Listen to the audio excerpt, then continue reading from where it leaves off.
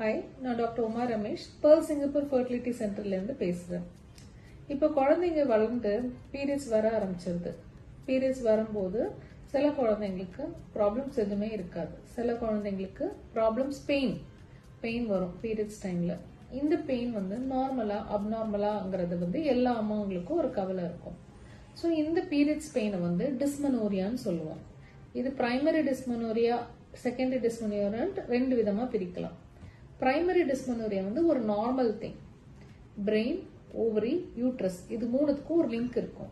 இந்த link connect ஆயிடுச்சு அப்படின்னு சொன்னோம்னா அவங்களுக்கு மாதம் எக் ஃபார்மேஷன் ஆக ஆரம்பிச்சிடும். இந்த மாதிரி எக் ஃபார்மேஷன் ஆகிற சைக்கிள்ல வர பீரியட்ஸ்ல லைட்டா பெயின் இருக்கும், ப்ராப்ளம் இருக்காது. இந்த பெயின் பீரியட்ஸ்ல ஒவ்வொரு பீரியட்ஸ்லயும் வரும், பட் இன்க்ரீஸ்ட் லெவல்ஸ்ல எல்லாம் இருக்காது. செகண்டரி டிஸ்மெனோரியான்னு ஒன்று இருக்கு. செகண்டரி டிஸ்மெனோரியானா குழந்தைங்களுக்கு உள்ள ஏதோ ஒரு காரணத்தினால அவங்களுக்கு பீரியட்ஸ் டைம்ல பெயின் வருது. இது மோஸ்ட் காமன்லி எண்டோமெட்ரியோசிஸ்னு ஒரு ப்ராப்ளம் இருக்கு. எண்டோமெட்ரியோசிஸ்னா என்ன அப்படின்னு சொன்னோம்னா ரத்த கட்டி இல்லைன்னா சாக்லேட் சிஸ்ட்னு சொல்லுவாங்க. இந்த ரத்தம் ஓவரிஸ் அண்ட் யூட்ரஸ் உள்ள சுத்தி இருக்கிற ஏரியால கலெக்ட் ஆகும்.